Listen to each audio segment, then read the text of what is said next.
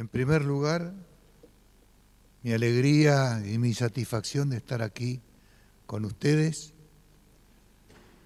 en esta fiesta que tenemos de los 25 años de GLET.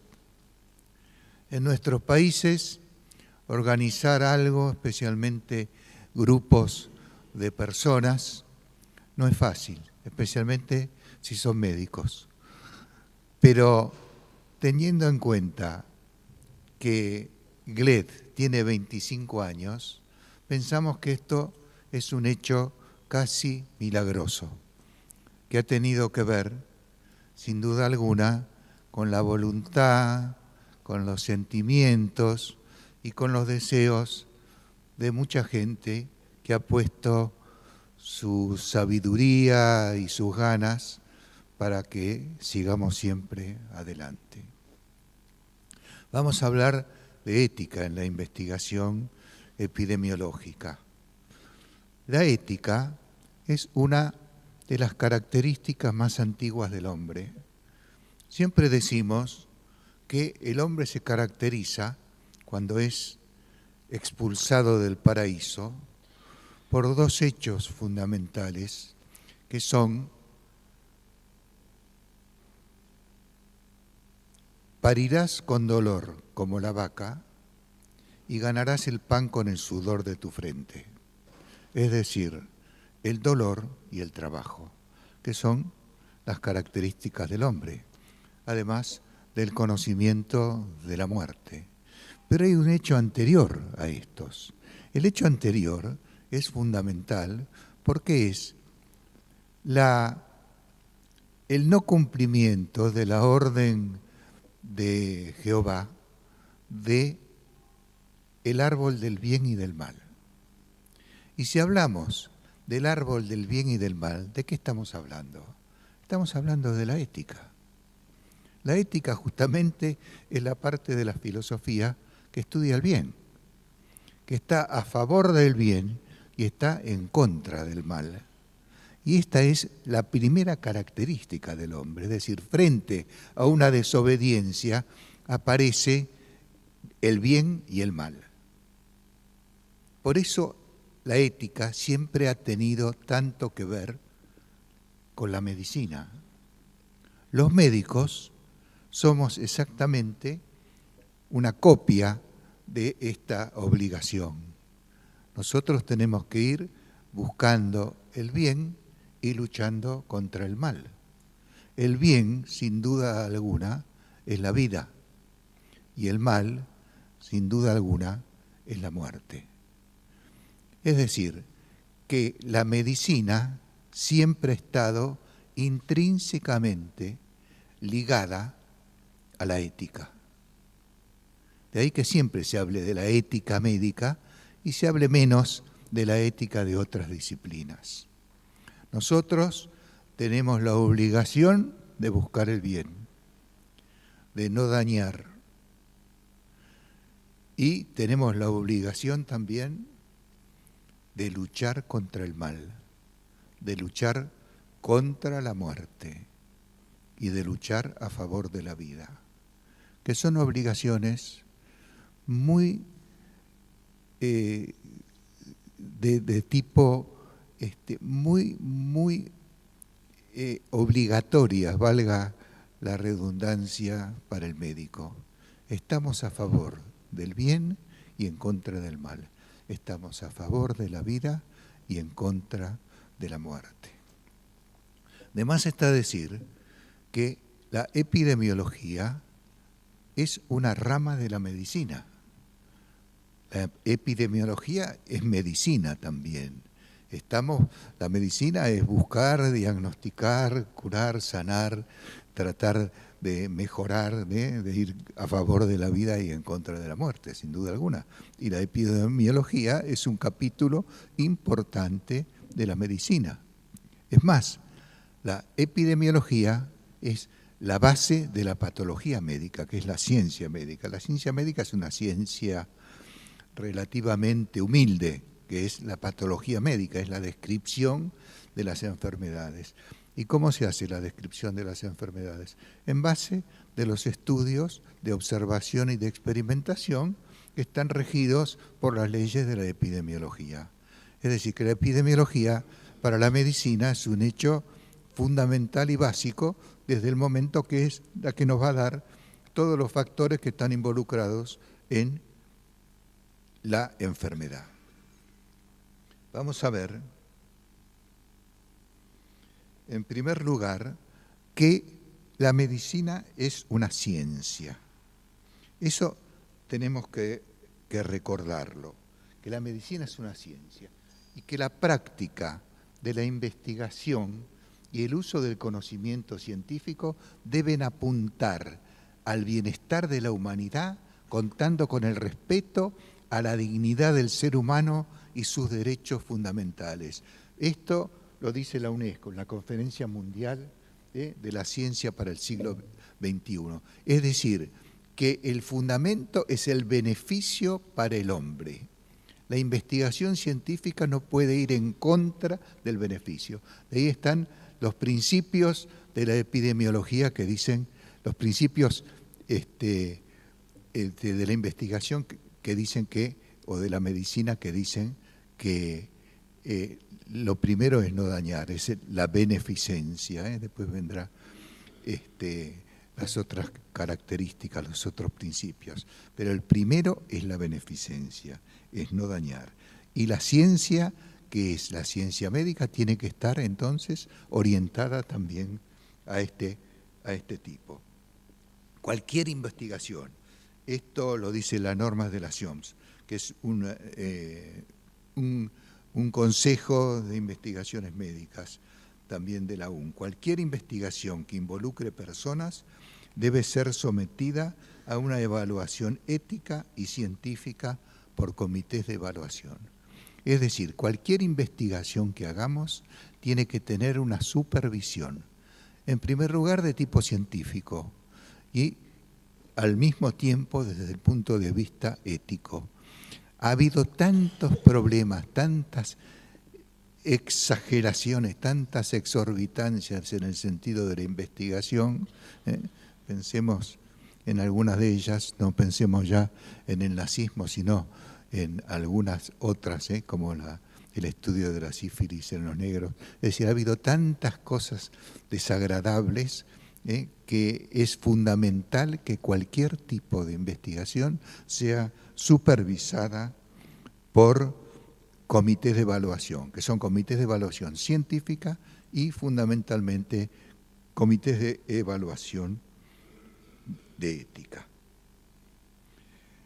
Lo principal tiene que ver con algo que está también dentro de los principios de la ética, que es la autonomía del paciente. Y la autonomía, acá en este caso no es el paciente, sino el sujeto de la investigación, tiene que ver, o por lo menos la podemos tener presente, con el consentimiento informado. En primer lugar, tiene que haber derechos y protección de la comunidad. Es decir, no podemos hacer algo que vaya a trastornar o a traer problemas a la comunidad. Si es imposible prácticamente de un consentimiento informado persona por persona, hay estudios epidemiológicos que pueden llevar a miles de personas, nos tenemos que dirigir a los dirigentes comunitarios. Y estos dirigentes comunitarios tienen una representatividad de la gente y podemos orientarnos en este sentido. Y además de los dirigentes, tiene que haber una anuencia de la comunidad. Es decir, no podemos hacer algo en una comunidad sin que la gente se entere. Tiene que estar enterada y tiene que tener un permiso de los dirigentes de esa comunidad, de que no va a ocurrir nada negativo o problemático para esa comunidad. Es muy importante cómo seleccionemos la muestra. Van a tener ustedes aquí en algún momento de los talleres con el profesor Ashner, buscar el número necesario de individuos que se necesiten para llevar adelante un estudio epidemiológico. Pero ese número tiene que ser un número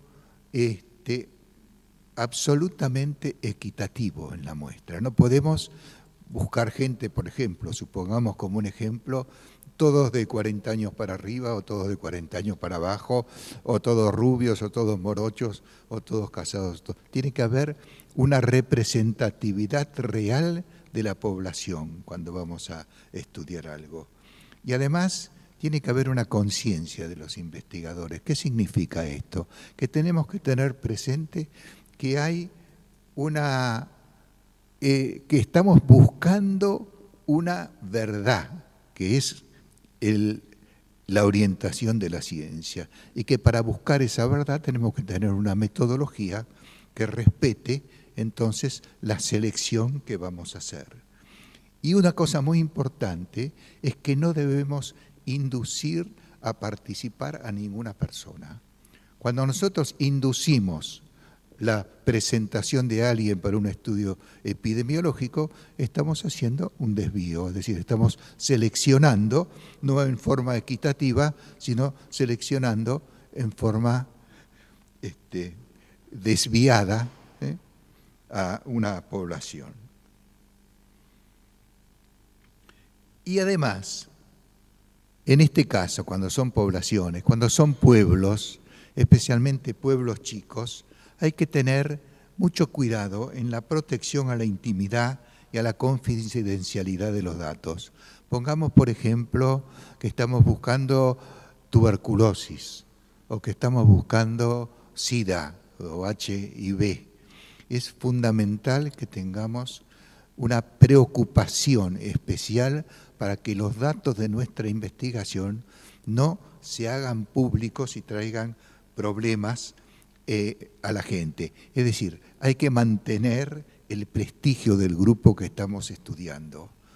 Hay una serie de características de un grupo poblacional que debemos tener presente, no identificar a los individuos, no identificarlos de ninguna manera, y mantener todos los resultados en una forma privada o privativa, digamos. Y además tenemos que pensar en esa beneficencia de la ética, en procurar el máximo beneficio y especial protección de individuos y grupos vulnerables. Si vamos a trabajar con niños especialmente, esta es una precaución fundamental. Y tendremos que tener entonces un informe bien característico de las conclusiones. Y además, cuando encontramos algo, es una obligación el comunicarlo a las autoridades sanitarias, porque nosotros no tenemos la potencialidad de intervenir en estos casos. Es fundamental que capacitemos al personal, tanto de los que trabajan en la investigación como de las mismas personas que tienen que ver después con el paciente en el caso de que encontremos enfermos. Y además hay que remitirlos al tratamiento, es decir, si buscamos, supongamos tuberculosis, si encontramos que hay un porcentaje de esa población debe ser enviada. Hay un dicho epidemiológico que es miserable, que dice que si uno no tiene los medios para solucionar el problema, no hay que buscar el problema. Yo pienso que el médico no puede tener una filosofía del avestruz. Nosotros, si queremos hacer un diagnóstico realmente, tenemos que ir a buscar el diagnóstico. El problema será después. Eso lo puede pensar, evidentemente, un sanitarista en un escritorio en el piso 25, bien alejado de la gente. Lo que tenemos que hacer es obligar a las autoridades a tener una solución al problema que hemos encontrado. Si no tenemos esa solución, el problema seguramente va a ser más grande, va a ser peor. Pero para los sanitaristas, cuando los problemas son en el futuro, habitualmente no les dan demasiada importancia. especialmente las autoridades sanitarias, que prefieren la inauguración de una salita de primeros auxilios antes de pensar en el futuro, porque el futuro él no va a estar otro. Pero, en fin, es, ya como decíamos, es un concepto miserable que tienen algunos que piensan que la epidemiología es un ente abstracto. Nosotros lo que tenemos que hacer es remitirlo al tratamiento. Y si no hay tratamiento, tenemos que obligar a las autoridades a encontrar ese tratamiento. Y, por supuesto, que está la beneficencia y la no maleficencia también, de no dañar. Siempre vamos a tener como origen, como orientación primera, la beneficencia, pero podemos necesitar que haya un daño mínimo. Puede haber alguna epidemiología experimental, especialmente la experimental, en donde se deben informar de posibles riesgos. Y siempre los beneficios tienen que exceder a los daños posibles, a los efectos secundarios de algo. Y además es muy importante cuando vamos a un país o cuando vamos a una etnia o cuando vamos a cualquier tipo de grupo humano, respetar las normas éticas de ese grupo, de ese país o de esa ciudad grande o pequeña. Porque nosotros podemos tener nuestras normas éticas, que son las que parece que están bien, y a lo mejor en ese grupo humano esas normas éticas no tienen demasiada importancia, y tienen mucha más importancia normas éticas propias de la conducta de cada una de estas comunidades. Y además, no puede haber conflicto de intereses. Nosotros no podemos ir a buscar tuberculosos pagados por un laboratorio que tiene medicamentos antituberculosos. Es decir, no puede haber ningún tipo de conflicto de intereses. Tenemos que hacer las cosas por el bienestar de las personas y de la sociedad. No podemos anteponer un beneficio de tipo económico o de cualquier otro tipo para nosotros frente a la necesidad de una población. Y además, acá sí tiene mucho que ver el Comité de Ética, porque tendrá que definir claramente que no haya conflicto de intereses. Ustedes han visto últimamente, en especial en todos los trabajos, se señala si hay algún tipo de conflicto de intereses posible o probable. Y eso es un hecho positivo, sin duda alguna. En epidemiología es mandante y obligatorio. La investigación epidemiológica tiene varios méritos. Tiene en primer lugar un mérito técnico, después un mérito científico y un mérito social. El mérito técnico, ¿en qué consiste? Consiste en tener una metodología que sepamos que es útil y que nos va a dar resultados.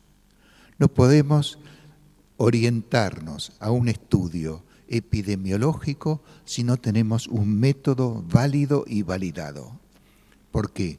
Porque si el método es malo, los resultados también van a ser malos. Y cualquier tipo de investigación epidemiológica nos va a traer algún tipo también de gasto, en el sentido económico, en el sentido del tiempo, en el sentido de la salud de cada uno de los que realiza la investigación. Es decir, que la técnica es fundamental. De ahí que tengamos que tener una cierta preparación. No podemos largarnos a un estudio epidemiológico si no tenemos una técnica acendrada en este sentido. Y además tiene que tener un mérito científico.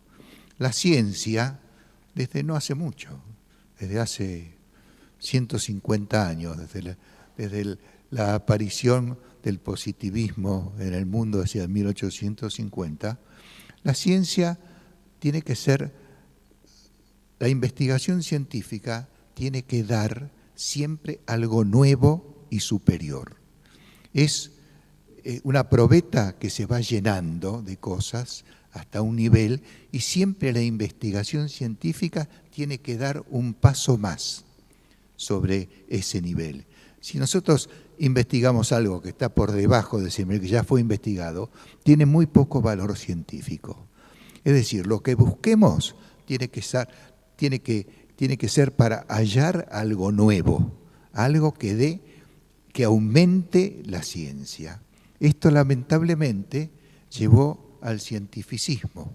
Es decir, en ese momento, especialmente Comte, el primer positivista, pensó que con el método científico se iba a solucionar todos los problemas del hombre y que el hombre iba a poder dominar el mundo con ese método.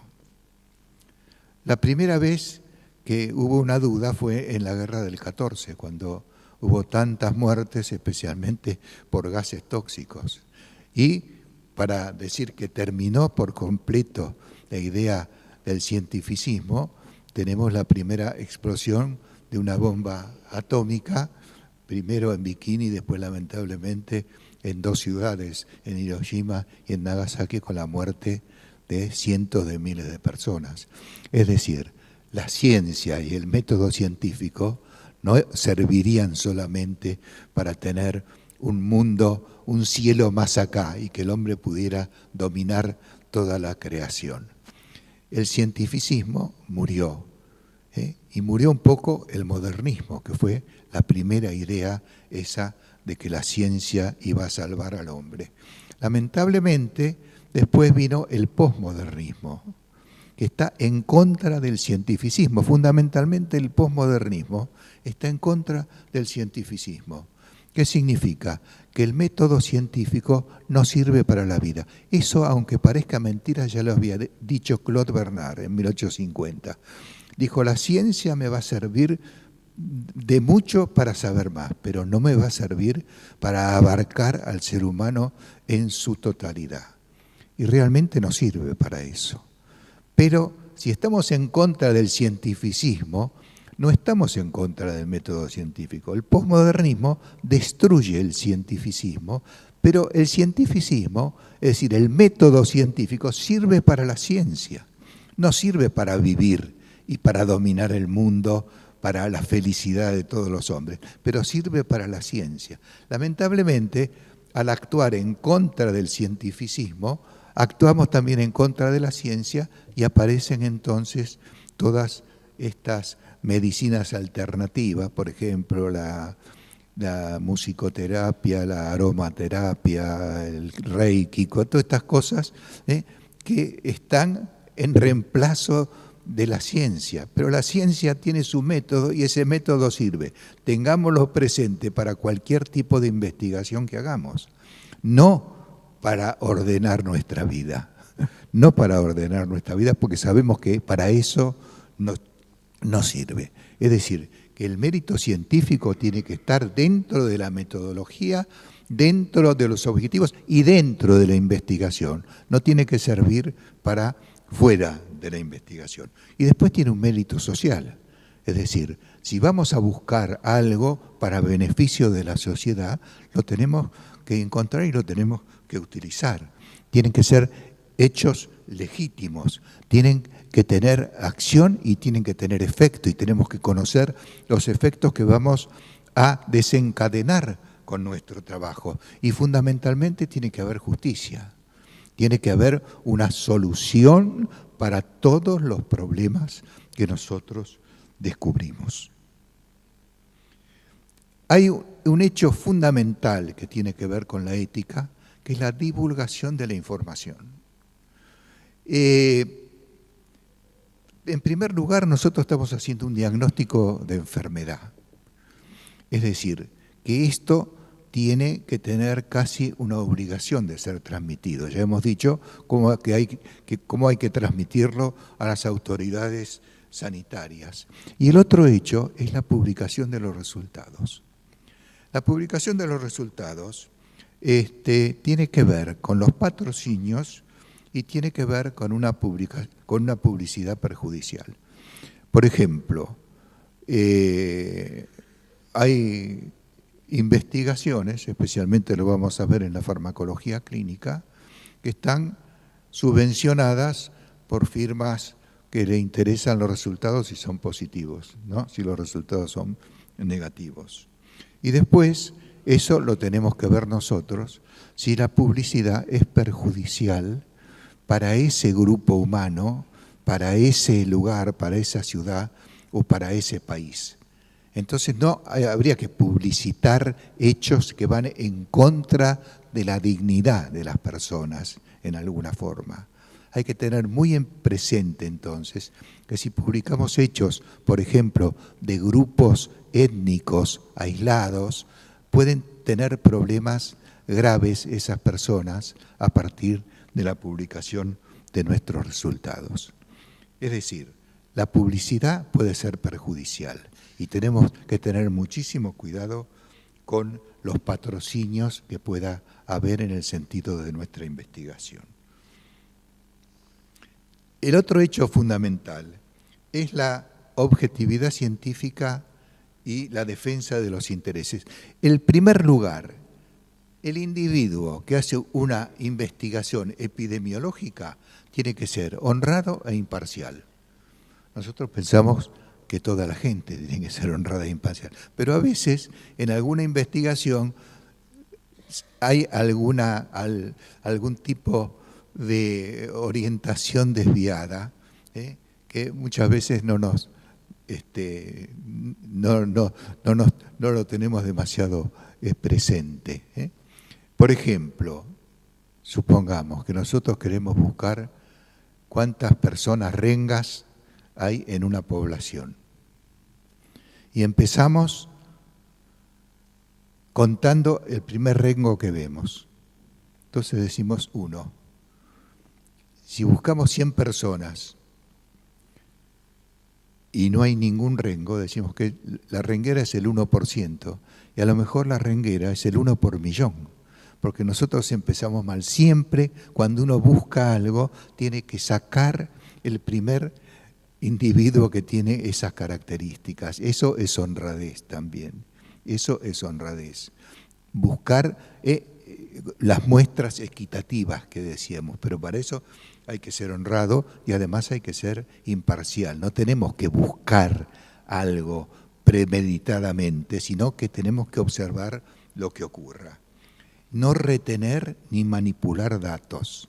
Esto también muchas veces es una tentación, de decir, no, este lo sacamos porque no está, este lo ponemos por... No, lo que es, y lo que no es, no es. No se puede manipular ningún tipo de información que nosotros saquemos de nuestra investigación epidemiológica. Y después, el hecho fundamental, que estamos descubriendo riesgos y que tenemos que buscar soluciones. Las soluciones habitualmente no las tiene el investigador epidemiológico, pero tiene que manejarse de alguna forma para conseguir de las autoridades que haya una solución a ese hecho que hemos descubierto. La farmacología clínica tiene, lamentablemente, muchísimo que ver con la ética. En primer lugar, el médico, el investigador en farmacología clínica tiene que pensar que tiene que investigar un medicamento que tenga los requisitos de un medicamento, que sea eficaz, que sea inocuo, es decir, que no tenga efectos secundarios, que sea de calidad y que sea accesible.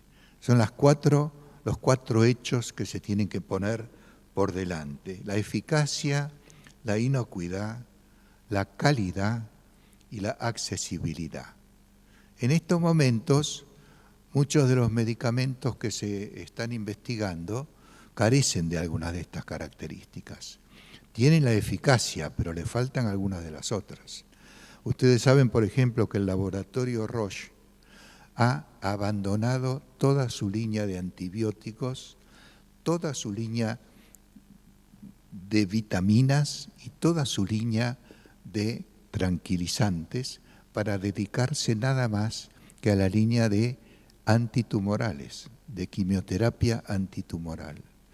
¿Esto por qué es? Porque es muy fácil de investigar y de aprobar. En primer lugar, la terapia antitumoral no tiene fase 1. Nosotros no la podemos utilizar en personas sanas para buscar los efectos secundarios. Es decir, no le podemos dar un antitumoral a una persona sana. De hecho, se va directamente a la fase 2, que es en los enfermos.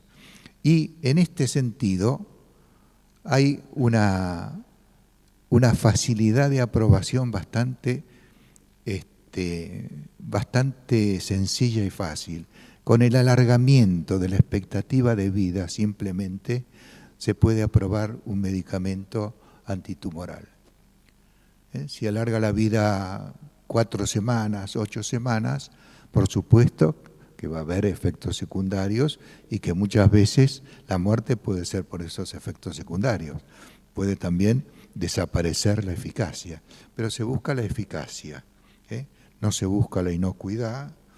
De calidad, bueno, se presume que la calidad química es buena y lo habitual es que no sea accesible, que sean carísimos estos medicamentos que están casi siempre a cargo de la seguridad pública o de la medicina prepaga y que son realmente carísimos, mucho más caros que cualquier otro medicamento.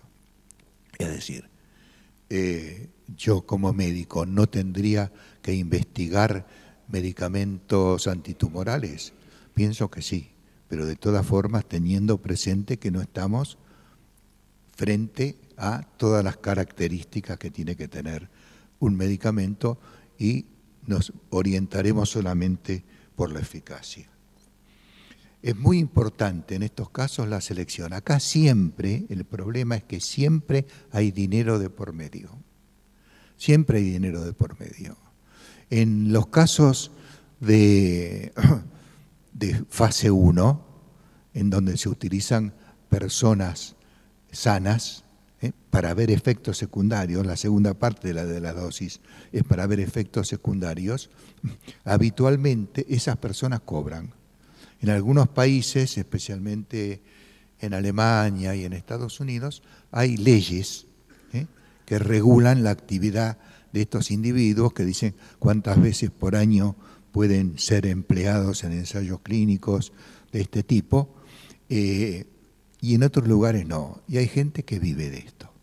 Hay gente que vive de la fase 1 de medicamentos. Y lógicamente esto puede traer, sin duda alguna, problemas para su salud, porque se busca el efecto secundario, no solamente en ese mismo momento, sino también en forma inmediata.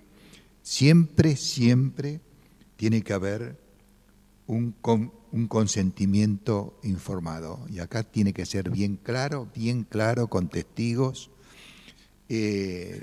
Conflicto de intereses siempre va a haber, porque acá hay un patrocinador que pone dinero, le pone dinero al paciente, le pone dinero al médico y le pone dinero a las instituciones en donde trabajan esos médicos. Es decir, siempre va a haber conflicto de intereses. Lo muy importante es que se lleve un registro bien claro y que haya un monitoreo y una auditoría. El monitoreo consiste en la vigilancia de la investigación por personas que pertenecen al mismo grupo que está patrocinando la investigación. En tanto que la auditoría tiene que ser por personas de fuera de la investigación. Tienen que ser investigadores, habitualmente profesores universitarios o personas muy conocedoras del tema, que tienen que realmente investigar si ha habido un estudio con todas las consideraciones que deben ser tenidas para cualquier estudio sobre seres humanos. Y después está el problema de la publicación de los resultados. En muchos casos de investigaciones de farmacología clínica se señala que los resultados de esa investigación son privados, pertenecen al instituto, a la institución que los patrocina y que no pueden ser publicados por los autores. En muchísimos casos. Ha habido casos sumamente interesantes. en el New England Journal of Medicine, por ejemplo, se publicó un estudio sobre una presunta vacuna contra el SIDA que había sido estudiada en Tailandia y que los investigadores vieron que no servía absolutamente para nada y mandaron el trabajo al New England Journal of Medicine. Y la compañía que había subvencionado el trabajo hizo lo posible y lo imposible para que el trabajo no se publicara. Sin embargo, el New England no solamente que lo publicó, sino que lo publicó previamente, antes del lanzamiento del número impreso, lo publicó por internet. Y él se demostró que no era una vacuna, que no servía para mucho. Es decir, la publicación de los resultados. Y sí, el investigador tendría que pedir la obligatoriedad de esa publicación. De hecho, eso es muy difícil de conseguir, y muchísimas veces esa investigación, especialmente si no es demasiado positiva, queda en las arcas del laboratorio que pidió. De todas formas, nosotros tenemos los comités de ética, tenemos nuestras propias convicciones, tenemos las leyes que existen en cada país. Pero siempre recordemos que tenemos a nuestro favor toda una serie de consensos que han sido realizados por médicos y por instituciones para mantener las características éticas de una investigación. El primero de todos fue el Código de Nuremberg en 1947, teniendo presente las barbaridades inhumanas que se habían cometido con el régimen nazi de Alemania. Y después de eso viene en el 48 la Declaración Universal de los Derechos Humanos, en donde estos hechos éticos también están presentes.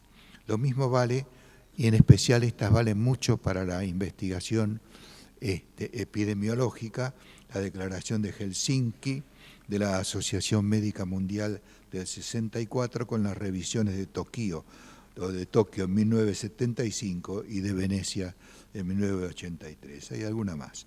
Y después lo que vale mucho fue el informe Belmont del 79, que fue también comentado por Beauchamp y Childress, que son los famosos principios éticos de la beneficencia, la no maleficencia, la autonomía y la justicia, que siempre conviene tenerlos presentes para cualquier tipo de investigación. Lo mismo son las pautas de la acción de 1982, y siempre tenemos a mano los comités de ética. Hay comités de ética hospitalarios y comités de ética privados que nos pueden orientar en el sentido de que nuestra conducta esté de acuerdo con las necesidades de la ética y de la sociedad. Muchas gracias.